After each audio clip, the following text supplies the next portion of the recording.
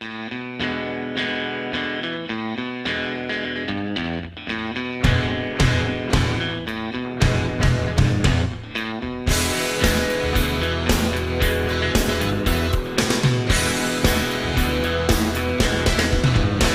I used to keep my money in a cookie jar.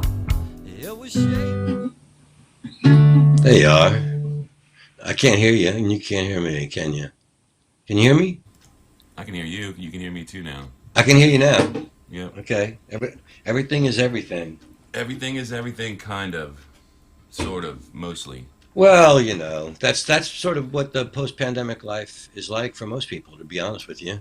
I agree. Everything is just like it was, except it's not. Except it's not. Oh, I forgot. I had to turn this on. I'm running around trying to fix stuff today. You And know, I the turned truth down. of the matter is, for the folks out there, you don't mind admitting, and I don't mind saying, Mikey overslept. He was learning new technology all night long because Was that he's today a or that was buddy. Monday? That was Monday, Yeah. and so there was no show on Memorial Day. But and we're late as usual today, which Shmoo suggested that we start a poll amongst our dozen of listeners to see how late we'll be. And I think that would be fun. I think that we could send y'all a little present, whoever wins the poll that day. I don't know what that present would be. I'll just like in a sock out of my drawer or something. A We don't have a sock. sponsor or anything to give you presents, but I'll find something.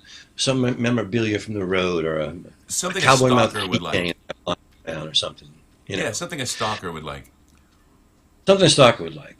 But yeah, so yeah, y'all should have a poll, and so should we. Everyone should have a poll about something, I think. But Yes. before we Let's get just take too polls. deep into this, I wanted to do, there was Memorial Day, and somebody said, did y'all take the day off on Memorial Day? And we really didn't. We overslept, but it was a good day to take off and let people reflect. But I remembered when I was living in New York in the mid '80s. I was living out in Brooklyn, way out in Brooklyn in Bay Ridge. So it was a long subway ride to get down to the village to play music. And, by the time I would finish, it would be really dark and late, and the subways would be a little, it was the '80s in New York. It's not like it is now. It's like Disneyland now. And so a lot of people brought books. Remember those things called books? A lot of people brought books on the subway, and you could kind of keep your nose buried in the book, and that was your signal to other people, like, don't talk to me, I'm reading. And that worked on a crowded train, really, for the most part. But it was like, 3 o'clock in the morning, and I'm catching the R train to Brooklyn, and I'm, down the Houston area, which is deep in the East Village. And it's freezing night, and I walk downstairs, and I'm sitting there reading. I got the whole subway to myself, and I'm reading, and all of a sudden I feel this really big presence. And I look up, and there's a really large homeless man with a green, trench coat on, and long, scraggly everything, and hadn't showered as recently as me. And he says, "What are you reading?" And I'm trying to do the New York thing and not, like, don't bother me. I'm going, just a book. You wouldn't be interested. And he goes, "Who is it?" And I said, "It's John Cheever." And John Cheever was kind of like, the New York intellectuals reading John Cheever. I'm thinking this homeless guy goes, "Oh yeah, Cheever. I like his work." So my first misconception blown. And so I get back to reading, and the train, and he says, "Is this the R train?" And without looking up, because I'm trying, man, I don't want any eye contact. It's 3 in the morning. It's a homeless person. It's true. I'm so tired. I'm probably a little drunk. I just want to get home. And I go, "Yeah, I hope it is, or else I'm going the wrong direction." So the train comes and it's empty, except for there's a cop in the corner, a black cop, and he's talking to a girl. And the rest of the car is empty. So I go to the far side of the car and sit down quickly, thinking, myself frozen. Okay. I'll go to the far side of the car and I sit down thinking maybe it's a big car. That guy won't sit next to me, but no, man, that homeless guy comes and plops down right next to me. And I'm just still trying to read my book, hoping he won't want to strike up a conversation. And he says, "You see that fucking guy?" And I said, "Who?" And he goes, "That fucking black guy over there. He's a cop. He's supposed to be protecting this train." I'm like, "Hey, man, leave him alone. Maybe he's off duty. He's talking to a girl. What do you care?" He goes, "It's not the point. He's in uniform, Bob." No, what do you say? He goes, "What?" He goes, "What's your name?" I said, Paul. He goes, Bob? I said, no, Paul. He goes, Bob? I said, no, Paul. And he goes, Bob? I said, yeah, it's Bob. I'm Bob. He goes, that's not the point, Bob. He's in uniform. He should protect and train. I said, well, maybe he's off. And he goes, what if your mother was in the back of this train getting raped right now? And he's over there talking to some girl. And I go, well, my first reaction would be, Mom, what the hell are you doing in New York? You're supposed to be back in New Orleans. I'd be really shocked, to be honest. He goes, you're missing the point, Bob. You're missing the point. And then he kind of fell asleep, and I thought, great, I don't want trouble. And the guy and the girl got off. They were probably, like I said, going home from work for the evening. And now it's just him and me, and he's asleep, and I'm reading, and he wakes up, and he looks around, the guy's going, he goes, you ever worn uniform, Bob? And he goes, that was your name, right? I said, yeah, Bob. And he goes, Bill? I said, no, Bob.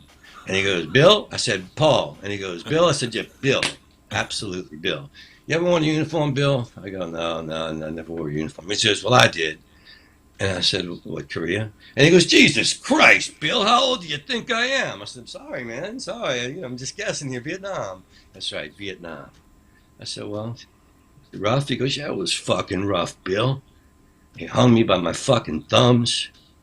And they cut me, and he pulls up his pant legs. He's got scars on his legs, and he opens his shirt. And he goes, I spit in their fucking faces, and they cut me again. He opens his chest, and it's getting real. He's got scars everywhere. This guy was tortured. He goes, fucking officer next to me, hanging. He cried like a baby. Told him everything. Not me. I spit in their fucking faces, Bill. And then he sort of drifted off, and I was like sitting there thinking, wow, I'm feeling kind of like an asshole, I just these preconceptions of this homeless guy, smells, I don't want to be bothered, I'm drunk, I want to go home, I want to read my book. And this guy, he suffered for our country, he suffered for my right to sit on the subway and read a book and be drunk. So I was feeling a little bad. And then he wakes up again, and he goes, this is my stop, Bill. And he turns around to leave, and he goes, love your country. I said, well, I certainly will try. And he looked at me, broke in a big smile, and went, good night, Paul, Bill, Bob. So he was fucking with you the whole time. Who knows? Who knows, man? I mean, he had heard to of a cut. movie called The Incident? No. It's a Martin Sheen movie.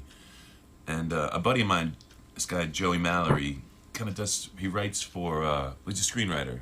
And so he does a lot of different things, but he actually had a few things that were in development. Does he know what a brilliant actor I am? Probably, honestly. Because he's from here, so he's got to know. I just did an audition today. Did you? For some show, and so the audition was to possibly play a jury foreman, which I had just done in Your Honor. Mm-hmm. So I literally read almost the same line for the audition tape, and then they said, send in any relevant tapes, so I sent in a clip from Your Honor. I'm thinking maybe I could be like the juryman, the jury foreman that you go to in New Orleans. Like, I don't need a recurring role. I'm not asking for much, man. I just want to wet my beak a little, Yeah, just, a little. Yeah, the bailiff, he doesn't get to say so much. The jury foreman, he's a man of importance, Mike. That's right. Has the jury come to the decision? Yes, we have, Your Honor. You know what I'm saying? He carries some weight with the working classes. That's right. You're a working class hero. Obviously. It's something to be. It's something to be. Whose song is that?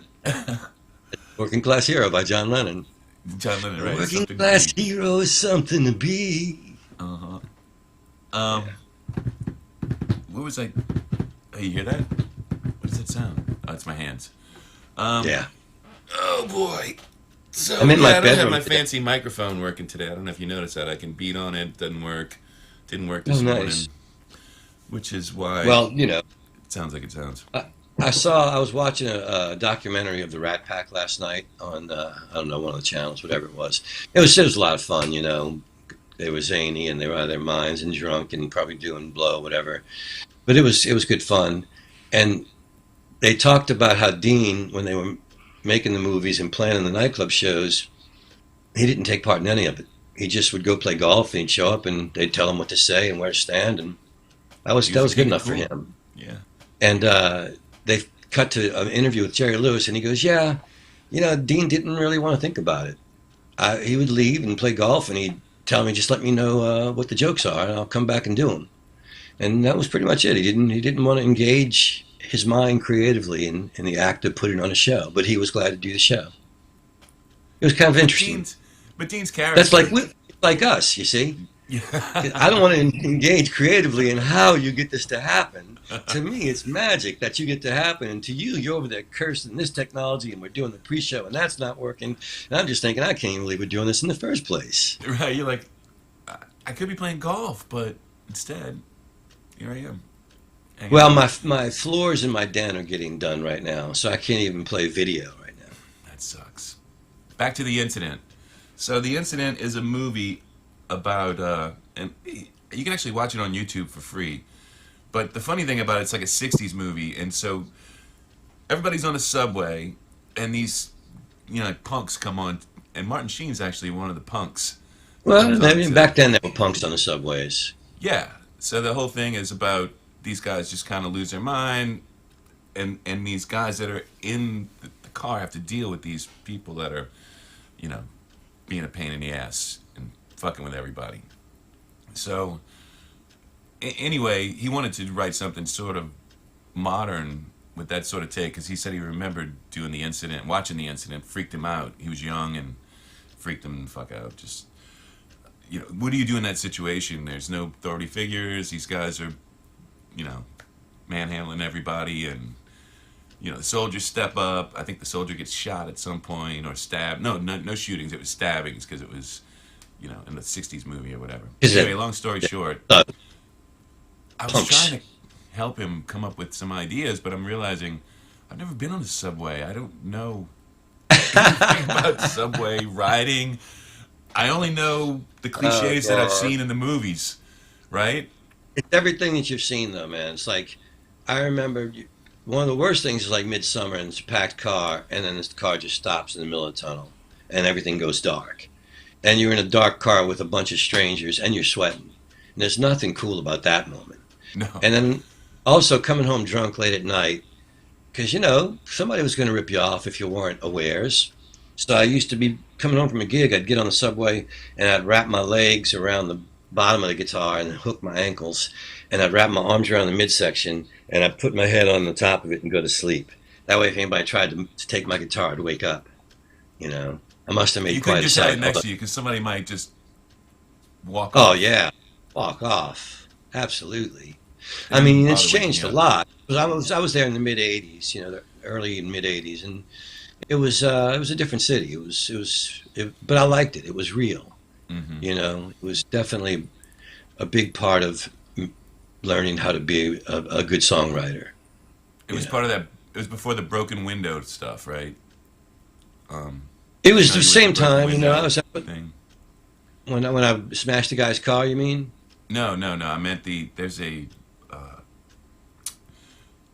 it's just a line of thought for. Giuliani brought this guy in, and his whole thing was called broken window theory. So as soon as a window gets broken, you fix it. Uh, Anything happens to the subway cars, they would start bringing them back in. People would do graffiti on them. They would bring them back in that night, take them offline, clean them back up, and send them Yeah. back out. The idea being, if you keep things nice, people will have the incentives to keep things nice. It's called broken window Well, theory. New It's a, York. it's a, this is when New York basically revamped its whole self based off this theory. Well, they've been revamping New York since I moved there in the mid '80s. My friend Roger Manning and John S. Hall and Lash, the guys that ran the anti-folk scene, they were also, especially Roger, was active in the protesting of the gentrification of New York, particularly the Village, which was where the anti-folk scene could afford to exist, and the people that played there could afford to live. The rents were still rent controlled and affordable, all that stuff. And it was, I mean, we're talking like 1986. I'm up there working I was the automatic teller demonstrator. I told you about that story, how I Hmm. revolutionized the automatic teller industry, Yeah, almost personally. personally. But I was up working that job at a bank on 23rd Street, and my friend Eric Gernhauser was working for a theater lighting magazine as a graphic designer. And Roger had invited me to a protest down in the Village at Tompkins Square Park on 14th, below 14th, 4th Street in Tompkins Square Park. And so I'm coming off of work and I'm tired and I want a beer. And I'm thinking, yeah, Roger's expecting me at that protest, man. And then Ricky comes walking up and he says, "Hey man, there's some movie. I don't even remember what the movie was. Platoon, I think, was playing." And we had a beer waiting for the movie's time to start, and then we went into the theater and had a great movie. And then we came out and we found out in the news that night, and I saw in the paper the next day, that my friends had gotten their ass beat by the cops in the park. And the cops taped their badge numbers and just came in, billy clubs flying, whacking everybody in sight that was trying to just peacefully protest for non-gentrification of the village. So that's been going on for as long as I can remember. And they fought the fight, and a lot of them are still fighting the fight. But as in every city, as in New Orleans right now, the game sort of got figured out somewhere along the way, and big developers buy things, and then they rent them to people that can afford to pay stupidly high rents. And then the faces of all the cities have changed. New York certainly has changed. I mean, it's a beautiful city. It's still one of my favorite cities in the world to visit because you can go to a play on Broadway, and I love doing that, and you can catch sports of any kind, and it's just a great city. But it's also sort of gentrified, as it was predicted to be. And now New Orleans has taken on a bit of that vibe of, let's move down here because it's so cool, and then let's change everything. Yeah. And so, you just got to hope that it's the spirit, not the people, that make the city. Unfortunately, it's probably a combination of both. Well, I mean, it certainly is a combination, but I believe that no matter where you're from, if you come here with a reverence for the magic that the city offers, and for the mystery, and for the not knowing that the city offers, if you really embrace it all, then you're one of us. But if you come down going, yeah, I really like it, except could we just make it more like it was where I was from here? Well, then maybe you miss where you're from.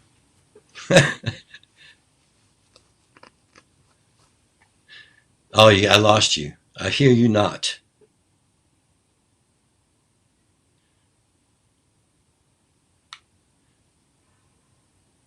Now I hear nothing. I see your lips moving, but I feel like Charlie McCarthy.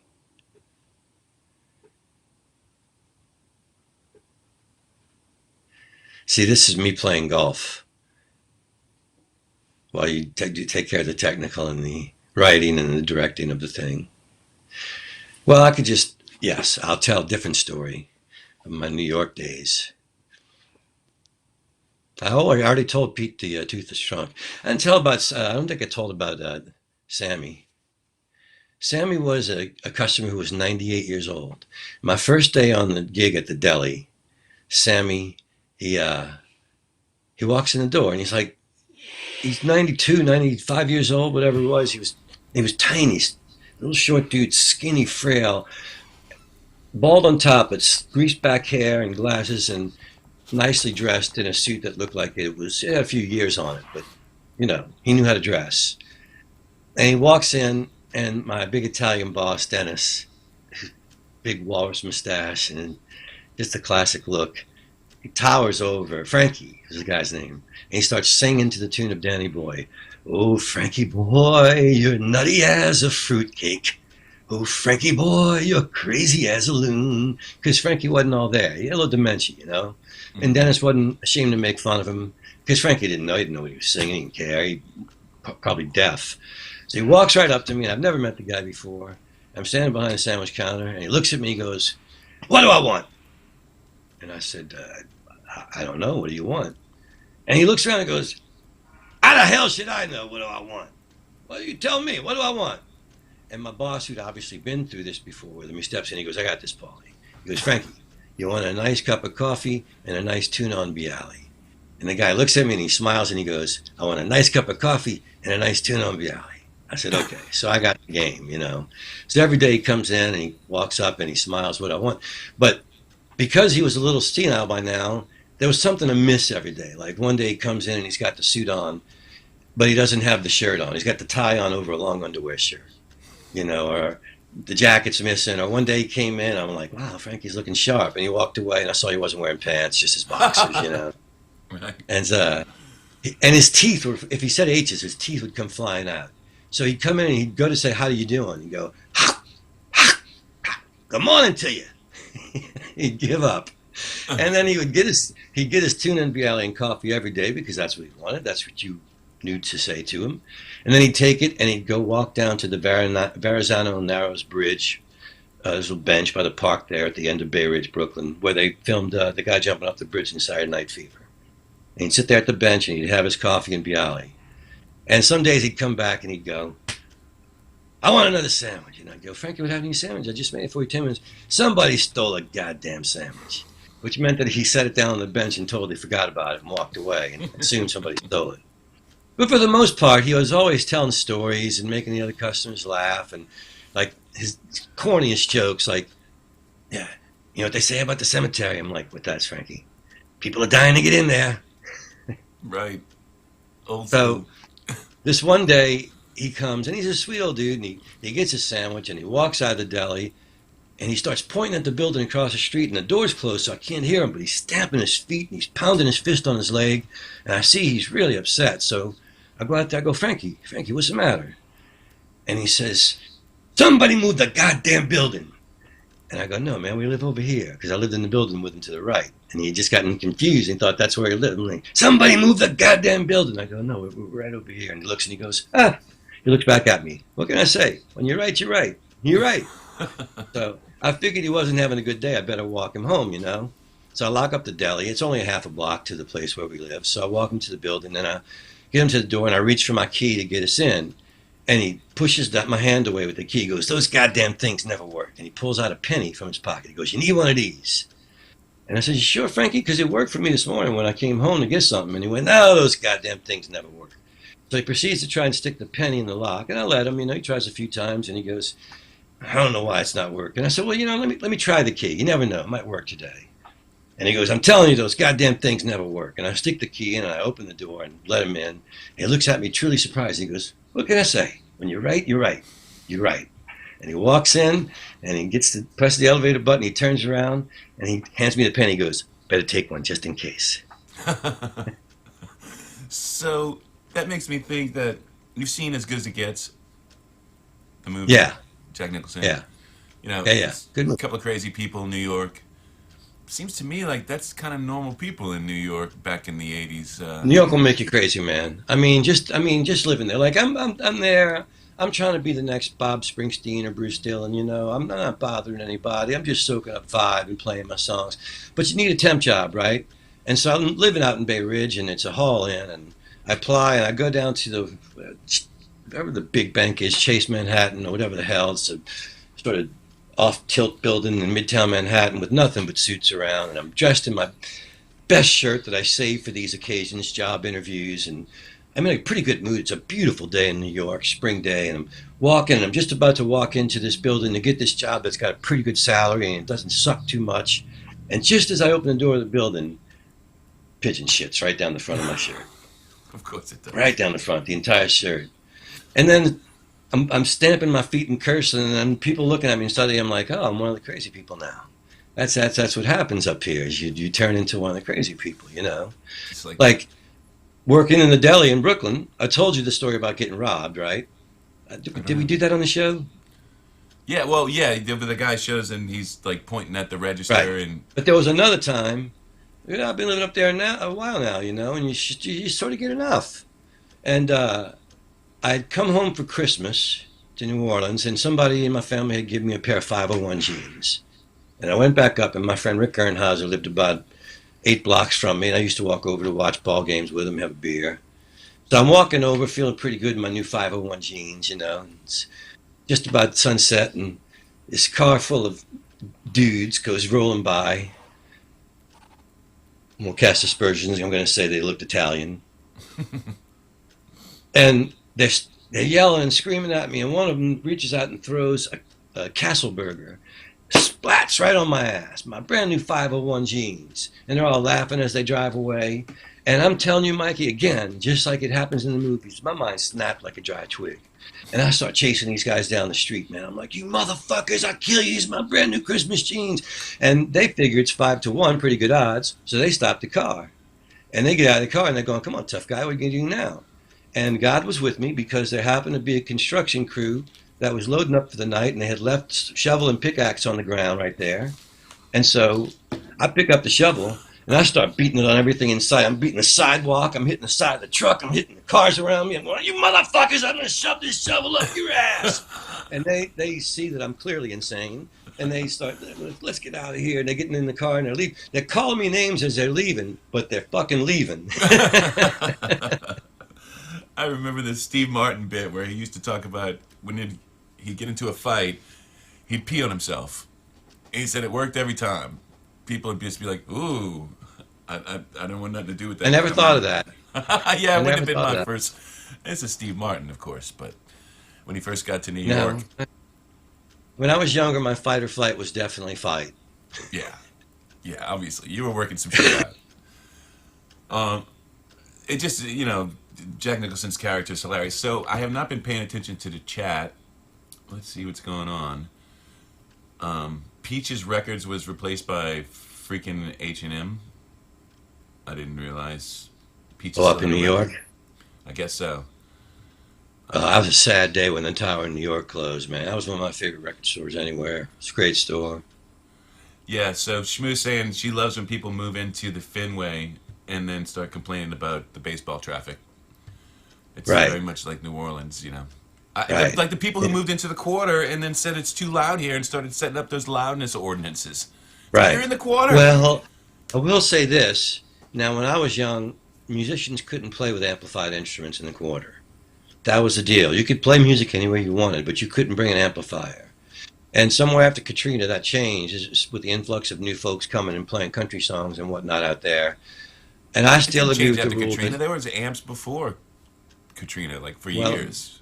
There's well, I was on the PAs road. and I was on the road with Cowboy Mouth. I missed all that. oh It changed somehow, but I remember that when I was young, you couldn't have an amp, and that was a big difference in the quality of noise pollution in the quarter. You could hear it if you wanted to stand near, and if you were silent, which is how music should be listened to, or you could walk on by and not hear it a half a block away. You Right. know, so that was a good rule, which they should return to, the non-amplified instruments rule. It would certainly make that less an infringement on the businesses around the street performers while still leaving the street performers to make a living. right. As long as they don't bring their lamps. Although I've seen that little guy show up with we were filming some stuff in St. Louis Cathedral. What's the thing in front of it? The Jackson Square, I guess. Yes, that's what it's called, Jackson Yes. Square. So between Jackson Square and St. Louis Cathedral, they have that sort of cobblestone street, right? Yes. Some guys up in there. Apparently he comes all the time and does karaoke. He's got a rig, Oh, plays wow. out music, and he sings along with these karaoke tracks in the middle of, yeah. It was, Yeah. See, that's anywhere in America. Yeah. That's not us. That's bring it to Ybor City or something. In Tampa. Don't. By the way, apparently it's in New Orleans that Peaches Records was replaced by freaking H&M. Recently, I don't know, like Mark. You'll have to. Is this like an old thing that happened, or is this something that the happened? one on over the weekend? magazine, or what are we talking about? I don't know. I'm waiting for him to reply again. Oh, Tanqueray he's story teasing us. on humans in New York. Did you see the Tanqueray story on humans in New York? Shmoo wants to know. No. She says it's pretty amazing, New York City thing, as most of the humans of New York are subjects. So I don't know. I have no idea what you're talking about or what she's talking about. Yeah, me either. I haven't. Lindy Boggs' house was soundproofed for a reason. Who's Lindy Boggs? She was a congresswoman. She was Hale Boggs' wife, Gotcha. and assumed his position in Congress when he died in a plane crash in Alaska. Hale Boggs was on the Warren Commission that investigated the death of Kennedy and was the only member of the Warren Commission to publicly question its findings just before his mysterious disappearance over Alaska. Oh, right, that's him. Okay, Boggs. I now know who he is. Yeah. I know his story. I just didn't know his name. Hale Boggs. Yeah, the karaoke guy is so horrible, Freddie. You're right. Cokie Roberts' mom. Let's see. Oh, he lived on Bourbon, apparently, Lindy Boggs. And he soundproofed his house. That's what she's saying. Well, There you go. You He had know, his house. So instead of going to the city council, he just had his house soundproofed, which there you seems go. like a It makes better complete approach. sense. It's a better approach than going and shutting everything down. I think maybe. Yeah, I think being cool is always a better approach than being a dick. But I mean, Shearer was part of that thing. In fact, he was like one of the most famous members of that commission. Which one? Harry Shearer, was shutting down the Really? music in the quarter, which was kind Well, I of won't say anything. right. I won't say anything because Harry's been very good to me in Nine Lives, Which and is I'm sure interesting. he has well thought out reasons. It's a different quarter, let's just say that. Hmm. I'm telling you, the amplified thing makes a huge difference. I bet you Harry wasn't living. I bet you Harry was here before the amplified instruments. He's been here a long time. Harry's been coming Yes. to New Orleans since like the '70s, and so he probably remembers what it was like before, and it wasn't as loud. You know, the deal was that the street musicians could play; they couldn't bring amplification. The nightclubs couldn't have the speakers outside the doors of the club blast their music into the street. It's just become noise pollution. The street bands are using amplification, the nightclubs are blasting speakers out into the streets to compete, and nobody's listening to anything. You That's a know, good point. so keep the That's a good music point. inside the clubs, keep the music on the street unamplified. Noise comes down, everybody makes money. Worked for years. Okay, yeah, Mark's saying it happened 8 years ago. Gotcha, Mark. Yep. Yeah, that's sad. You know, the funny thing is that right now they could probably come back. There's a guy who's actually, I don't know if it's a guy or a group, but they're doing vinyl down here. They built a vinyl plant or something down here. Not a plant, but they're making Is money. that are those the guys from Honey Island Swamp? Is Is that that the them? guys who it is? Or on Suspect? Who is it? I can't It's think got to of it be off them the top because of it's my only one group of guys that I know of that are doing vinyl down here. But head. Swamp or the New Orleans, the Usual Suspects. I didn't I have realize to they were look in a up. band. I thought that they were Yeah, I outside mean, the band. yeah, I want to work with them. I haven't been able to yet because last two times I pressed, it was just ridiculously low cost from a factory in Czechoslovakia. But this time it took like a half a year to get, so I thought, well, I'll just pay a little bit more and get them sooner. So yeah, where did Jet Black and Jealous vinyl? That came from. Where'd you get it done? In Czechoslovakia. Czechoslovakia, yeah, Okay. So it took 6 months for them to send you the vinyl. yeah, Wow. yeah, yeah. Wow. Wow, A yeah. hundred records, basically. Took Two 6 hundred. months. You Two know, hundred. yeah, Wow. yeah. It's a pisser. But anyway, that's it's weird. Like everything's changed, and it's gonna be weird. It's getting weirder. It's getting weirder by the day. Well, yeah. Well, summer's always weirder, right there. Temperatures are higher, and people's tempers are short, and kids are out of school and they're bored and looking for mischief. This is the time of year that you know people get hot under the collar. I won't be one of them, Mikey. You will not. You will not. I will not. What would be like if you were to say modernize the incident? Because there's only what, Chicago, New York. How many places can you be in a subway? Right. The Chicago has one. I think New York, Atlanta has the Metro. Boston has the T. Uh, let's see, where else have I ridden? San Francisco has the trolley. I guess a trolley, but then trolleys are too easy to get off of. Los, Los Angeles has subway now. I'm trying to think of something that could be a little bit more universal for people, where you wind up in a situation that's, I mean, what, the shuttle from the airport? I don't know. um, but if he were try to, you know, come up with something equivalent, like what are your ideas there, boss? What's the way to What are you do asking this? me? Well, say that situation like the incident. He's trying to write a situation where you're in a place, some Hmm. disruptive people come in. How do you deal Hmm. with the disruptive people in a way, especially these days, where everything's a little bit more politically correct? But you're in a Wow. situation where you can't just walk away or get away from the person easily. You know, I have not been in that situation in so long. I know. I can't imagine. What would be You a know, modern equivalent? what Let's would see be a who modern answers. equivalent? I guess DC has the one. eating outdoors, and somebody pulls up on that, maybe. But Even then, you can hopefully at walk this, away. like when I was young, I could always fight, But Right. when Well, this is I'm the not young, story, right? so, So not everybody, not every character in this is going to be the jury foreman who wants to fight.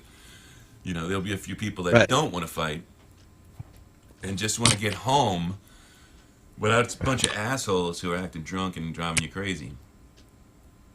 Yeah, I don't know. I know, me Uh, either. Just throwing out ideas. oh man, I don't have a plug, and I'm about to die. Hang on a second, Mikey. Sure thing. Huh? This could be trouble. What are you looking for, by the way? Need to plug in my computer. Mmm. All right, while he's doing that, ladies and gentlemen, let me explain something to all you wonderful people. This Friday could possibly be our last show where we don't have sync issues. We might have to go back to OBS next week because my demo is running out. I had a 60-day demo on our fancy new software that has been treating us so well, but it costs more money than I could spend in the middle of COVID. So we are thinking about having a Kickstarter just in case some of you guys want to pitch in, and it'll probably happen. I'll probably set it up today. If we get it, we get it. If not, we'll go back to OBS. Whatever. We're fine with that. You guys are the ones who have to deal with it. It's weird. He's talking, but it's like a Japanese movie where it doesn't match. I'm waiting for him to start doing kung fu. Kinda. Yeah. So, long story short, people, we were going to start our little quick Kickstarter. And I guess I'll have it.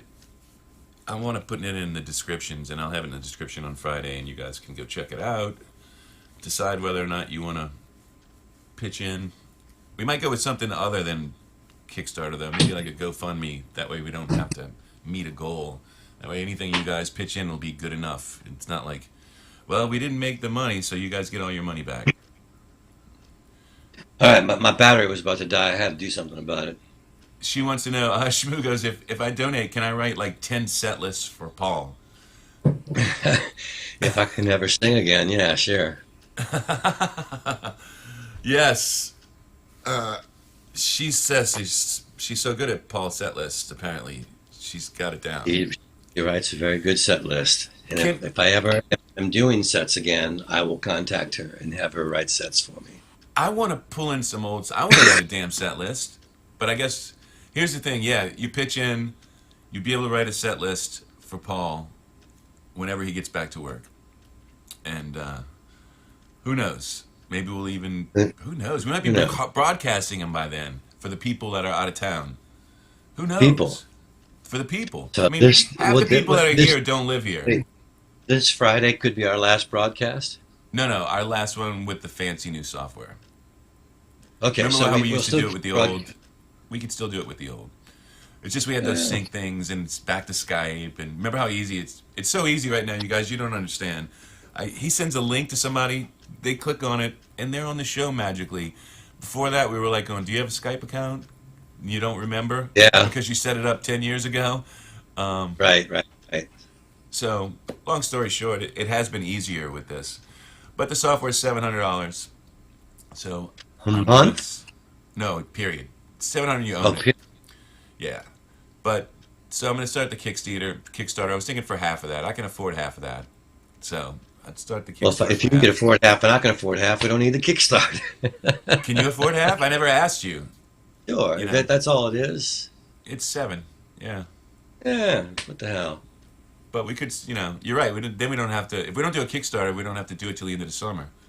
We could just do it as long as we want. No commitments. That's you Um, and me, baby. it's just you and That's me. the best reason for doing this show, man. Um, WOZ got loud. Let's see. What is this? I'm no good. Oh, she says she's so good. Oh yeah, she's excited about that. I got a suite after the writing on the set list. So there may or may not be a Kickstarter on Friday. We'll see. We'll We'll see. we'll I figure it out. think, by the way, we're going to have guests next week. Both Nice. Michael Cerverus and Kimberly Kay from the band Loose Cattle Does have that a mean their new thing is coming record. out? Their record is out actually on CD, and it comes out on vinyl in mid-June, which is what I'll be looking forward to. So I texted them and I asked them if they would come on and do a mutual Loose Cow appearance, and they texted back immediately, yes, and I said that would be utterly fantastic. You get it? Utterly, utterly.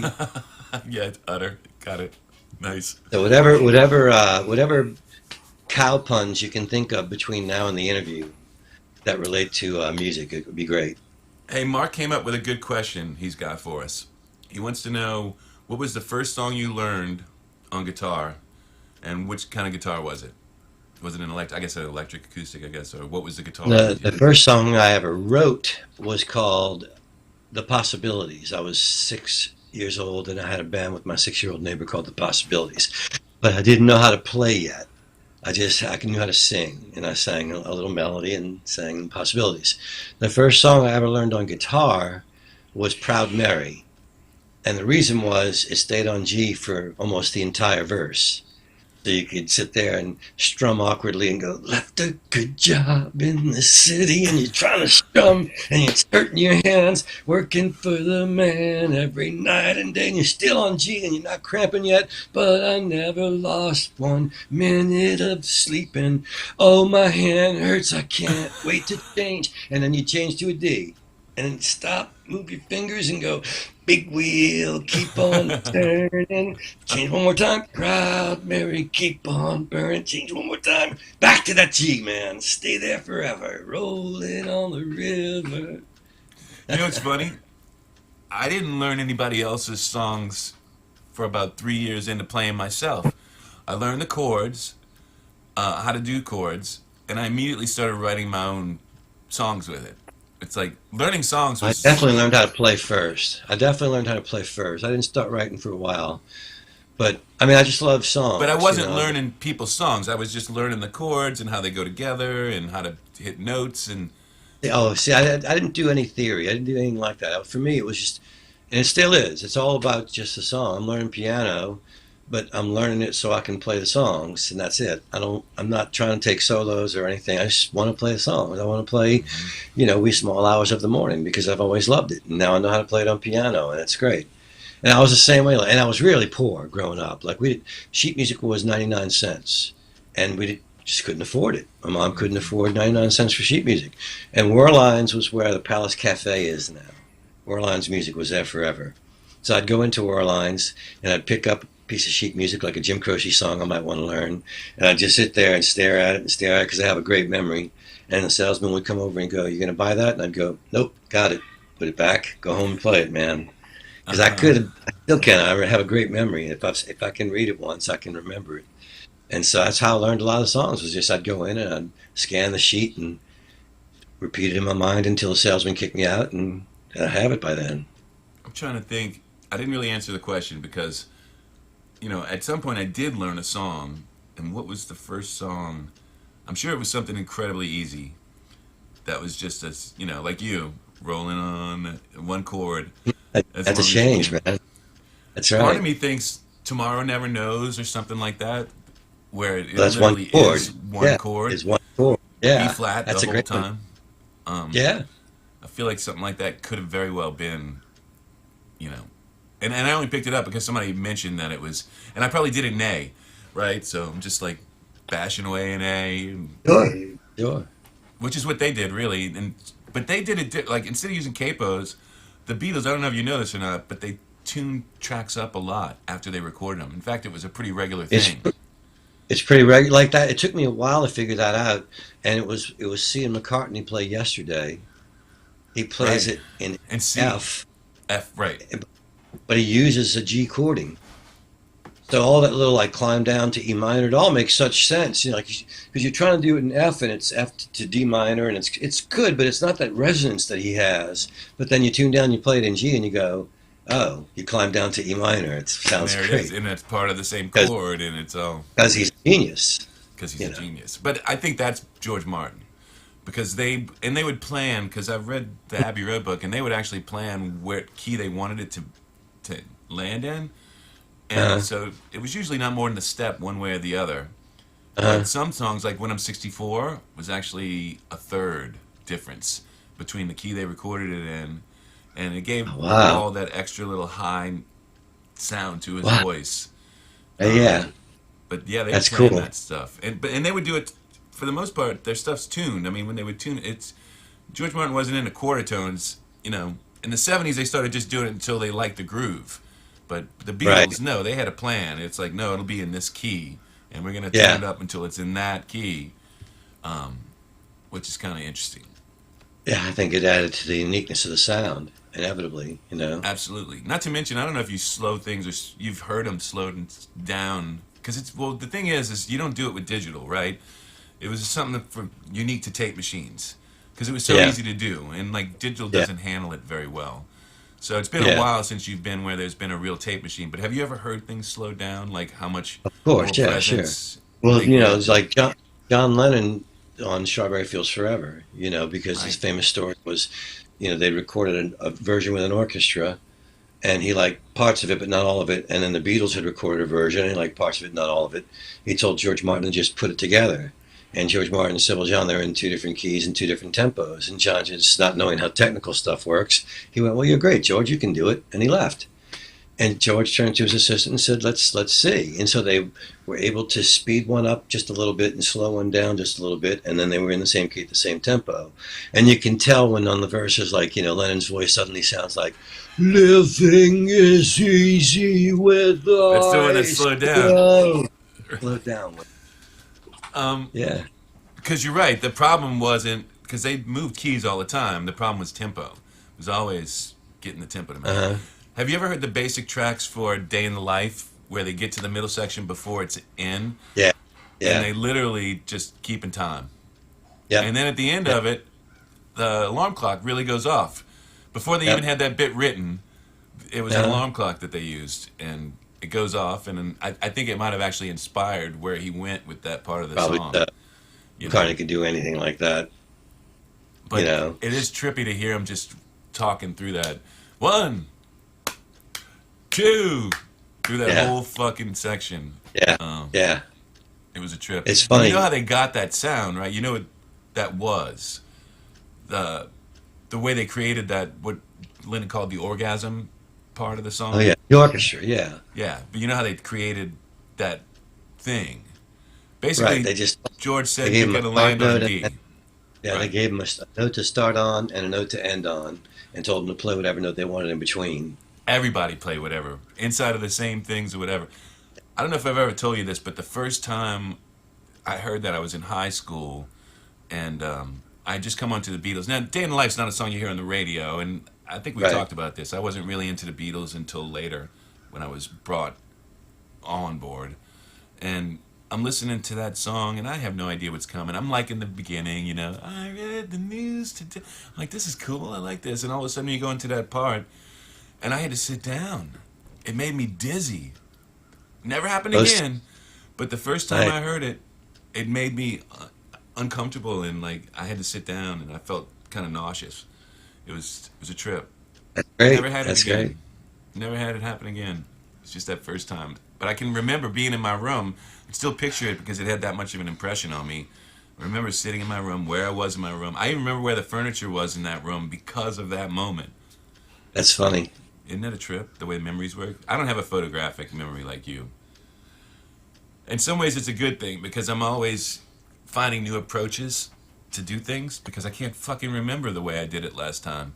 So I'm constantly going, let's try it this way this time. I never thought of And that. another problem that causes me as a person, I have to really be able to wrap my head around because I can't remember procedures very well. So I have to understand how things work, and then I can always create my own procedures every time. So when I come across things that I don't understand, all the what does what, I can't really build it for you because I can't unless I write the steps down.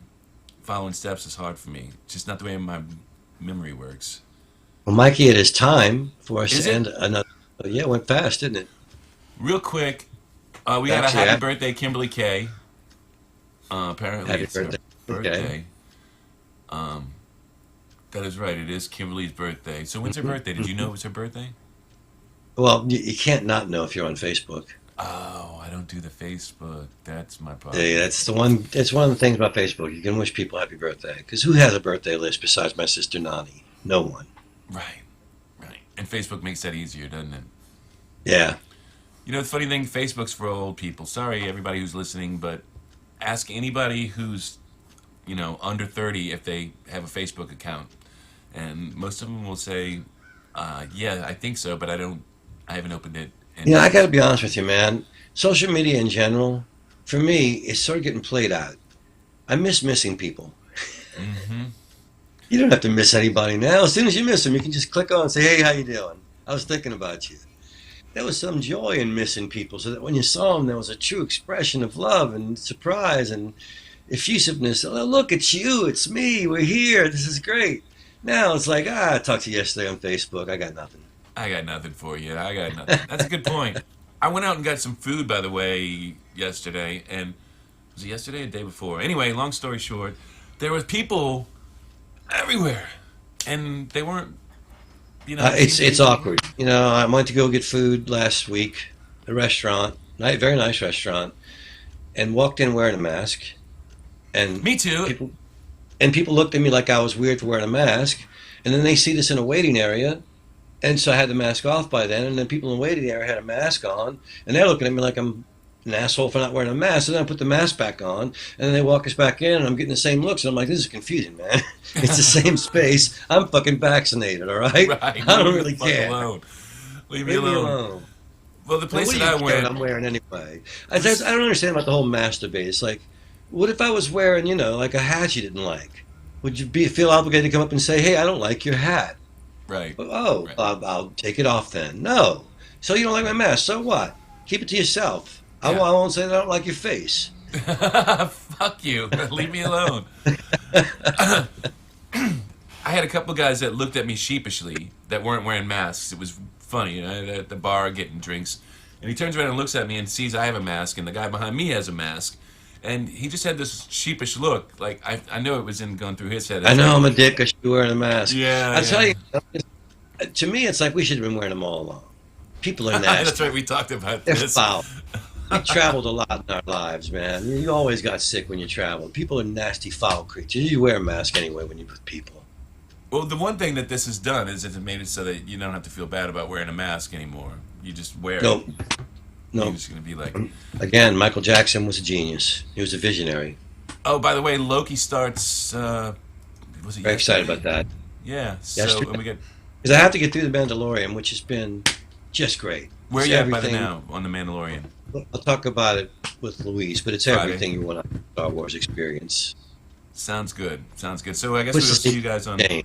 It's like this is how easy it was. The sequel screwed it up so badly, and this is how easy it was. But Hmm. anyway, we'll talk about it with Louise on Friday. So Sandy says she wears a mask around people she doesn't know. There you go. Amen, Paul. I got some amens. All See you right. guys- We'll see you guys Friday. And by the way, when is Michael coming? Wednesday? Monday? I'll announce it. I don't know. Oh, We they're left just loose sometime next week. because they're loose cattle. You see, they're loose cattle. You don't know with them. They're You don't know. It loose. could be They're all over anything. the place. Gotcha. They could be anything. Could be anything. All right. All right, guys. Well, thank you for hanging out and joining us today. Sorry we were a little late. And here comes the music, right? As Roger Manning once sang, "Better late than too soon." Better late. Always better late than too soon. Too soon is the worst. Too soon's the And here worst. comes some music.